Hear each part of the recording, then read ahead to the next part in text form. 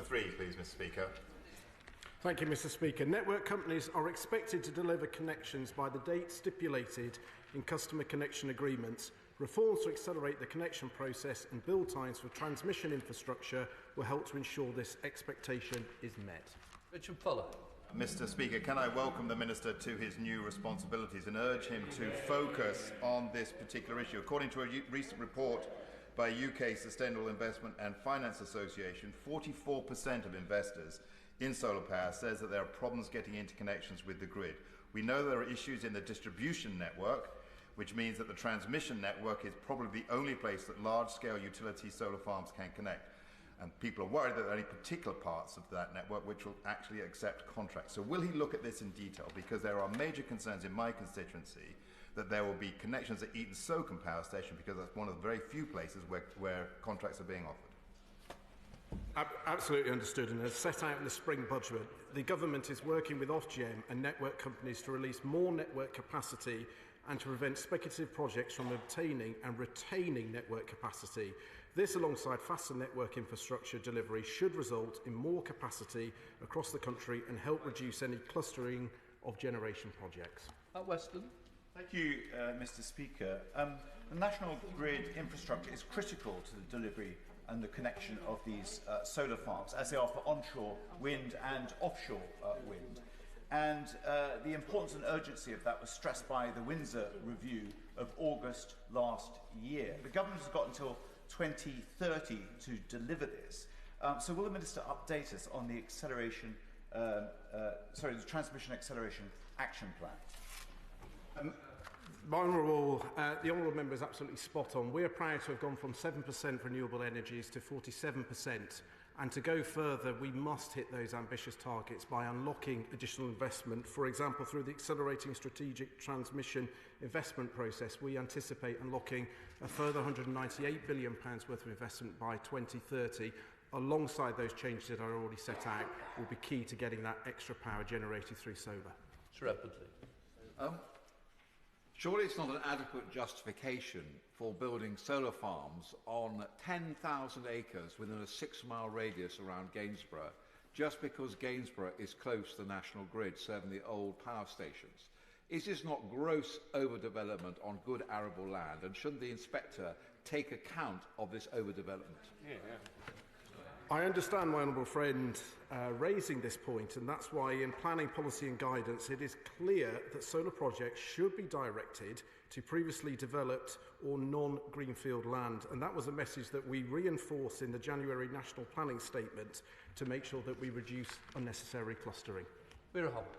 Thank you, Mr. Speaker. May I also welcome him to his new role. According to the National Grid, £58 billion of investment is needed to meet our 2035 decarbonising target. British electricity demand is expected to rise by 64% in the next 10 years, while the current system is still designed around electricity sources of the past, such as coal. New cables need to be built to bring electricity from renewable energy sources, as we've already heard. What assessment has the department made of the impact of this problem is having on green investment? I thank the Honourable Member for her kind words, and I enjoyed working with her on many occasions in my former roles. And that is why the government has continued to work with both the public and business to unlock additional investment. For example, through the Connections Action Plan, we would expect an additional 40 gigawatts of additional accelerated connection dates to be released, which will particularly help in the areas of solar. And we're also looking at the £85 billion of investment that we've unlocked since the autumn statement through the Transmission Acceleration Action Plan, all vital components to hit our ambitious targets. Lesterson. Question 4. Mr. Speaker, with your permission, I will take questions 4 and 12 together. As a department, our ministerial team meet regularly with industry, for example, through the Hydrogen Investor Forum, the Offshore Wind Industry Council, Solar Task Force, Green Jobs Delivery Group and Cross-Cutting Net Zero Council, which is shortly celebrating its first anniversary. Bill Lesterson. Car makers warned what would happen before the government delayed the end date for the sale of new petrol and diesel cars. Sure enough, sales of new electric cars are down 19% on the latest SMMT figures. Switching to electric driving is cheaper over the lifetime of the vehicle. So why didn't they listen to the warnings from business? Don't they want people to benefit from cheaper travel? I thank my honourable friend. I proudly drive an electric vehicle myself, and I celebrate in the fact that 48,388 electrical vehicles were registered in March 2024 alone. Yes, sir. Thank you very much, Mr. Speaker. 8 in 10 of the large energy companies recently surveyed by the UK Sustainable Investment and Finance Association agreed that the UK is falling behind in the race to become the most investable market for low-carbon technologies.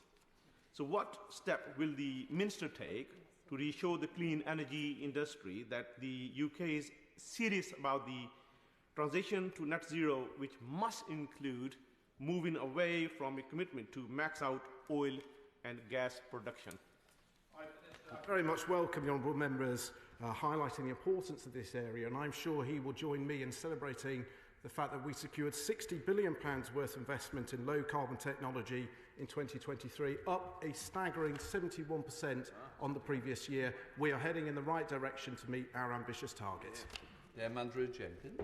Mr. Speaker, does the Minister agree with me that it's economic madness to pursue our current ruthless net zero agenda, outsourcing carbon production to the likes of China and forcing us to pay more to heat our homes and power our economy? We must put the British taxpayer first. I thank my honourable friend for her question, and it is crucial that we work with the public and businesses, not against them. But as we set out in our Powering Up Britain plan to secure our energy system by ensuring a resilient and reliable supply, increasing our energy efficiency, and crucially, as will be welcomed by my honourable friend, bringing down bills. Martin Vickers. Mr. Speaker, the net zero Humber projects are a vital part of the country achieving its net zero targets. However, there's concern amongst potential investors, particularly in connection with the carbon cluster projects, that the government is moving a little too slowly. Could the Minister give a reassurance to those businesses that the timetable will be honoured? I thank my honourable friend who regularly champions investment in his constituency, working very closely alongside the businesses that he supports. We understand the importance of that. Just before Christmas, we set out a roadmap to speed up this process, and we very much hope this will help unlock this vital investment for his community. Yeah, we now come to Shadow Minister Kerry McCarthy. Thank you, Mr. Speaker, and I welcome the Minister to his post. I think he's struggling a little bit to get with the programme, but hopefully he will soon be on message. I meant in terms of the answer that was given to the question earlier about being anti-net zero. The department confirmed last month that curtailment payments cost a whopping £1.4 billion last year. That's bill payers' money being used to pay providers to switch off wind power and switch on gas. Why should people be paying even more on their energy bills to switch off cleaner and cheaper energy because this government has failed to deliver the net zero capacity we need? OK, well, this is why we've been focusing both on expanding the interconnectors network so that where we produce energy that we can't use domestically, we can then sell. And also, I very much welcome that last year saw such a large-scale expansion of battery farms springing up at an amazing speed that allows us to store this energy that's supplied where it exceeds demand. McCarthy. Well, I look forward to hearing his predictions as to what the curtailment payments will be in the coming year, because they were actually up on the previous year. In a survey of energy industry leaders, nearly 90% said we need new policies to make the UK more attractive to investors. Nearly 2/3 are moving investment out of the UK, and 3/4 blame a lack of clarity from this government on net zero. Isn't it time for ministers and the backbenchers to drop the culture war and put British industry and British jobs first? Well, lack of clarity. I think the shadow ministers mixed that up with the Green Prosperity Plan that even I can't keep up with the latest position between senior figures in the Labour Party, but I think the shadow team very much lost that battle. The reality is last year we secured £60 billion worth of private investment in low carbon technology in 23, which was up a staggering 71% on the previous year. A credit to our team that has delivered that. Properly regulated markets which incentivise private capital to invest in the energy system provide the best outcome for consumers and promote market competition as the best driver of efficiency, innovation and value. Well, despite the Minister's disagreement, public ownership exists in our energy system. For example, 45% of our offshore wind assets are publicly owned, just not by the UK. They belong to the state-owned companies of countries like Denmark and Norway. Publicly owned energy companies can accelerate the transition to clean energy while creating jobs, reducing bills, and ensuring that the public benefits directly from our common resources. Countries that are leading the transition to renewables have realised this. When will the Minister? I thank the Honourable Member. I mean, it's flattering. I'm in, 48 hours into my role, and she would like to upgrade my role so that I could personally be in charge of delivering energy companies. But I would gently remind her, in her own local authority, Nottingham City Council, with their Robin Hood Energy, chaired by a politician, for which the public want probably few of us, not more of us, managed to cost the taxpayers a staggering £38 million. Question number 15, Mr. Speaker. NSTA analysis shows that domestically producing natural gas is almost 4 times cleaner than importing liquefied natural gas from abroad. Without continuing licensing, our dependence on imported oil and gas, including LNG, will only increase more quickly in the future. Tom Hunt. Mr. Speaker, I've always been a fan of us exploiting fully our natural resources. We've got to take a pragmatic route to cutting our carbon emissions, but also at the forefront of our thinking is to drive down energy costs, boost energy security, and not do anything that enfeebles our country on the global stage. Does the Minister agree with me that not only is this a right approach in terms of energy costs, but actually by not importing as much liquefied natural gas, it makes our carbon footprint smaller as well? Mr. Speaker, I completely agree with my honourable friend's analysis. Utilising our own domestic resources is just common sense. When the alternative is to import more fuels from abroad, it would be an act of self-sabotage to put restrictions on our own domestic sector, damaging jobs and investments, only to liquefy and ship gas from halfway around the world and creating more emissions in the process. Caroline Lucas. Thank you very much, Mr. Speaker. I welcome the Minister to his post, but he will know that most of our gas imports are not LNG. They actually come from Norway via pipeline, where gas production is half as polluting as it is in the UK. New oil and gas will not only be disastrous for our climate, but will also fail to boost energy security. So, following the welcome announcement that the UK will finally withdraw from the Energy Charter Treaty, will the government also reverse its decision to licence the Rosebank oil field, which will cost the climate and the public purse extremely dear? I thank the Honourable Member for her kind comments, and whilst we scale up our clean energy success, such as renewables, which we've seen go from 7% to 40%, there is still a need for oil and gas, and a failure to issue new licence would make no difference to the consumption of oil and gas, but will increase imports, which are typically with higher emissions and would damage our economy. Dr. Dan Poulter. Number 16, Mr. Speaker. Offshore transmission is central to the government's balanced approach to delivering an electricity network fit for net zero. Dr. Dan Poulter. Thank you, Mr. Speaker. The Minister will be aware of the Norwich to Tilbury pylon proposals, which put 50-metre pylons through swathes of Norfolk, Suffolk and Essex countryside.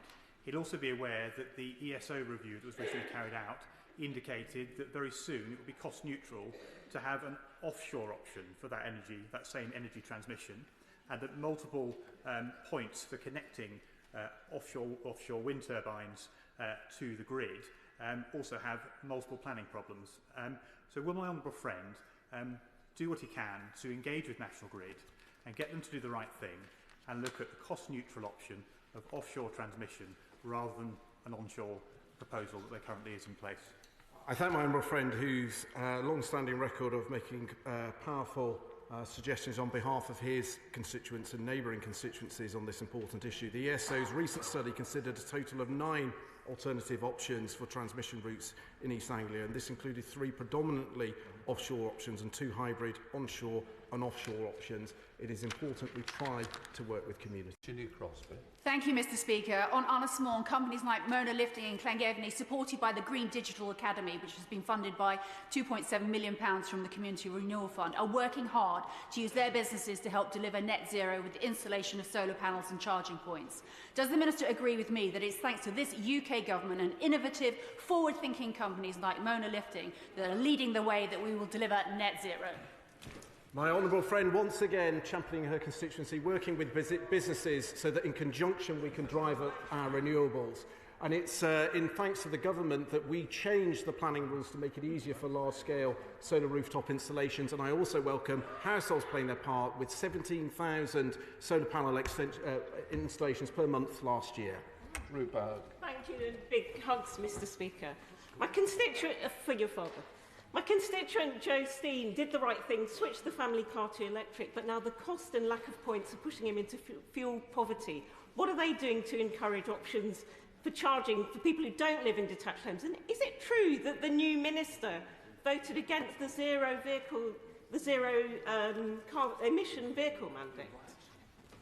I thank the honourable member. It's an important point, and I, as a proud electric car driver, had concerns that not all people had equal access to charging that I did with my own driveway at the house, and therefore I was thrilled when the government managed to deliver a 50% increase in EV charging points last year alone. Mr. Speaker, the giant pylons, the absolutely huge pylons associated with the transmission route, are causing grave concern in the Highlands. Can I have an assurance that very strong consideration will be given to undergrounding these cables near the communities affected and indeed going under the ocean where we can? Thank you, Mr. Speaker. And whilst the Shadow Minister heckles to say yet another NIMBY, we actually recognise that we want to work with communities and respect their local knowledge to inform present and future works. All transmission projects are required to progress through the robust planning process, which includes statutory consultations and of individual planning reviews, and I'm sure the honourable member will feed directly. Mr. Speaker, sir, I've been speaking to my constituents about the whole agenda of net zero. And whilst the people of Romford are very determined to see cleaner and greener energy sources, I have to say the priority, I think, for my constituents is energy security, energy self-sufficiency and energy sovereignty. I'm worried that we're not taking the people with us on this issue because a lot of people simply cannot afford this extreme agenda, which actually could finish up giving China a competitive advantage and bankrupting our own country. Sorry, just to remind people that it's topical, I've got to get through. Because you missed out on the previous one doesn't mean say you can extend your question. Please, I've got to get everybody in. Let's help each other, Minister. Thank you, Mr. Speaker. My honourable friend highlights the importance of working with the public and business. Whilst the Shadow Secretary of State wishes to sneer at those who are sceptical, we have to win hearts and minds. And that's why my honourable friend will welcome our Powering Up Britain plan to secure our energy system by ensuring a resilient and reliable supply, increasing our energy efficiency and, crucially, bringing down bills.